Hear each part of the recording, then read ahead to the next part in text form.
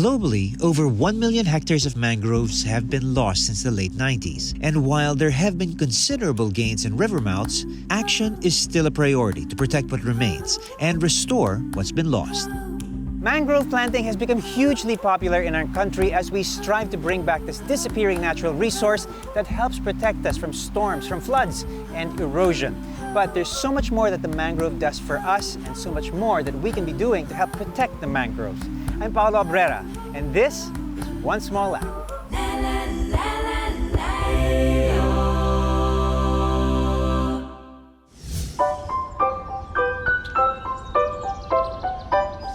The first step to help restore the mangroves is to know why they matter. Unlike many other trees, mangroves survive in salt water. Its roots are not below, but above the ground, which helps stabilize the coastline by reducing its waves, tides, and currents. According to Conservation International, in a single square mile, mangroves hold as much carbon as the annual emissions of 90,000 cars, and storing this excess carbon can help mitigate the effects of climate change. Mangroves also protect water quality by removing pollutants from stormwater runoff coming from the coastal communities before they reach seagrass habitats and coral reefs. And to talk about the unsung heroes of coastal protection, we have with us Luis Awitan. He's the chief of the local government's Environment and Natural Resources Office. All right, Sir Luis, let's talk about mangroves. Yeah. What is so important about mangroves? Mangroves actually helps us protect our communities, coastal communities, lalo sa flooding induced by tide. Okay. And it also helps protect soil erosion.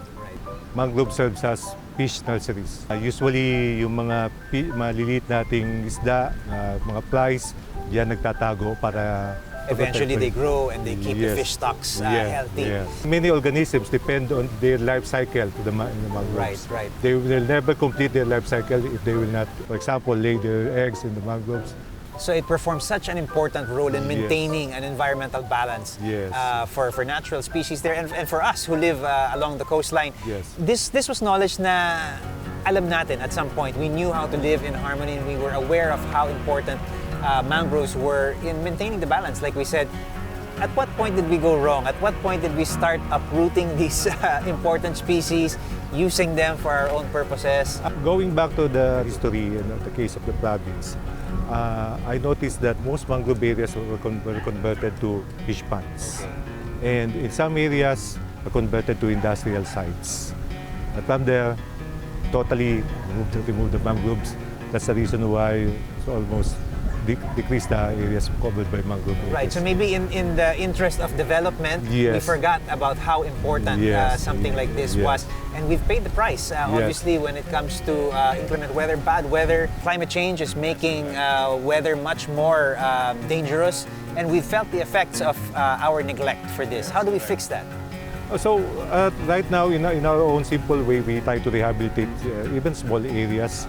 And we try to convince other partners to do their share, for example, to reproduce or to produce mangroves for us to plant or to adapt certain areas for them to maintain or to rehabilitate. So what kind of programs have you guys started in order to kickstart mangrove reforestation and really maintenance? We started with coordinating with the local communities. You have to convince them that this is important forest. And little by little, they will be able to accept that, and they somehow see that the benefits. Like in this area, they were able to find that they are actually being helped by having a safe haven for their boats. Yes, as you can see that. Okay. There are other areas being planted with mangrove, like in Calatagan, but it is initiated by the local government themselves. Okay. They have also other partners because they know the importance. Obviously, a lot of people talk about the fact that we are so lucky that we are almost, practically right in the heart of the center of the center. Batangas is part of technically the Verde Island Passage. It's the heart of biodiversity. And the mangrove forest obviously plays such an important part there.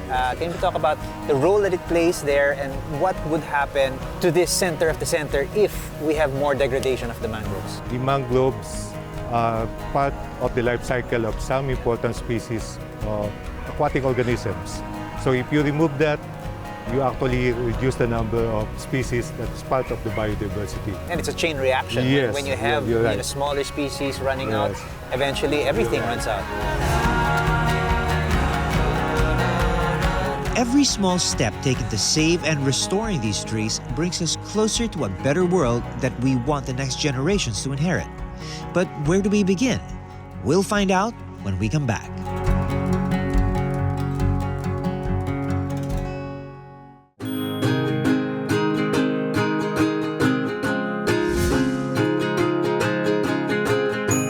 In the coastal municipality of San Luis in Batangas, locals and other environmental partners team up to conduct mangrove rehabilitation and cleanup drives. Today, we're joined by Lorena Candava, their division head of biodiversity management, to know more about the project.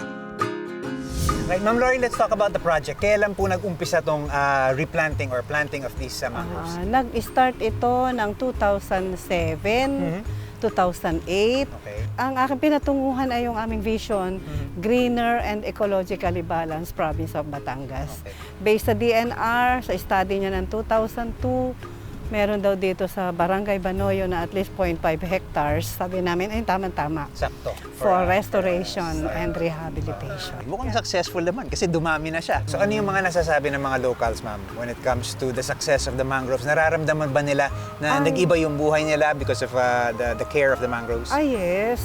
Sinasabi nila, last nun daw malakas na bagyo na dumating dito, nabawasan yung alon. Okay. Kaya nabawasan yung Less takot damage. nila. Less damage. So medyo protektado. Medyo naging protektado sila. And then, nung sa simula, nung nag-uumpisa kami dito, alam mo ba, ayaw nilang pataniman ang harapan nila. Okay. Ayaw nilang pumayag kasi magkakaahas kung ano sinasabi. Pero ngayon, na-appreciate nila.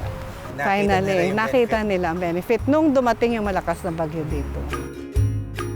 Yung pong tulong ay, yung unang-una nga po, yung proteksyon. Yung mga basura ba, sila ang sumasala. Pangalawa, kumikita po yung aming mga community dito sa barangay. Sa ngayon po, marami nang nahuhuling mga alimango. Yun po ang napapakinabang ng mangrove dito sa amin. Okay, so first step, syempre, kailangan natin magbungkad, magbutas. Ano yung ideal spacing natin dito, Ms. Lori? Sa ganito, depende siya kasi sa crown. Pwede na yung 1 by 1. 1 by 1 meter ang agwat? Oo, Okay. 1 by 1 or... Kasi you're giving room na mag-root pa siya at lumaki. No? Okay, and also you have to take into consideration, hindi naman lahat ng itatanim mo magsa-thrive at magsa-survive. Yes, so really, you need to space it properly. You can even maybe be a little bit tighter because hindi mo rin naman alam yung survival rate. Yes, noon yung una, ginawa namin dito, kaya almost 20,000 namin na itanim diyan kasi nag-i-spacing kami ng 0.5 by 0.5. Okay. Sabi namin, ano na lang, yung bahala na kami magtining, bawasan na lang namin pag siya nagsilaki. Okay. Para Happy problem yun pagka masyadong Oo. sumikip. So ito, puno yan ng roots. Puno yan, oo. Kailangan daw, huwag masisira. Oo, yung roots niya dahil mga posibilidad, hindi siya mabubuhay. Ang mga varieties na tinatanim natin dito, Ma'am Lori? Ang ano dito, ang recommendation sa amin dito ng mga experts ay yung Avicennia, Kalapinay, or Bungalon, yung tawag Which is nila. naturally occurring. Kung ano yung naturally occurring species, yun siguro dapat yung Ayun, tinatanim. yun, oo. Para hindi na mag-a-adjust yung halaman. And then, mahirap din kasi pagkagaling sa ibang lugar. May posibilidad, magdala siya ng sakit dito okay. sa area Okay, that's na true. baka masira pa yung iba nating ano. Totoo. Yung Mga pinaghirapan natin. Pinaghirapan natin, oo.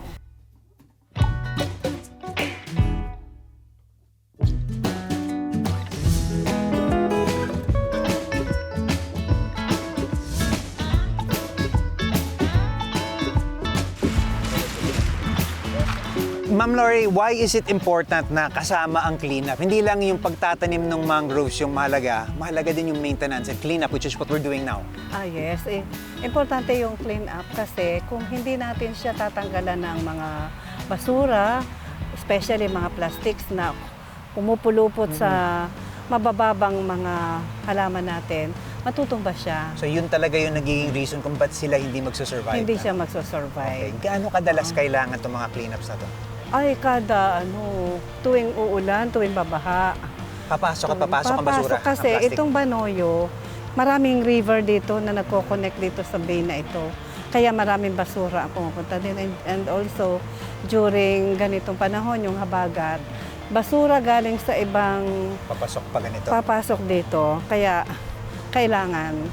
Kasi nagiging failure yung ibang mga plantation na tulad nito kapag walang clean up. Okay, so walang point yung tanim ka lang ng Wala. tanim if you're not willing to clean up To and make clean sure up. that it thrives. The mangrove forests and associated aquatic habitats that are supported by it is clearly something that we need in order to maintain a balance. It's often human impact that leads to the degradation of this important coastal feature. So it's also our responsibility to restore the mangrove forests and all the benefits they bring. Volunteer to join mangrove planting and rehab efforts. Do it as an individual, or even better, get the entire community in on it. Once again, I'm Paolo Abrera, reminding everyone that we may be faced with a daunting task, but we've got the solution if we all pitch in. And it all begins with one small act.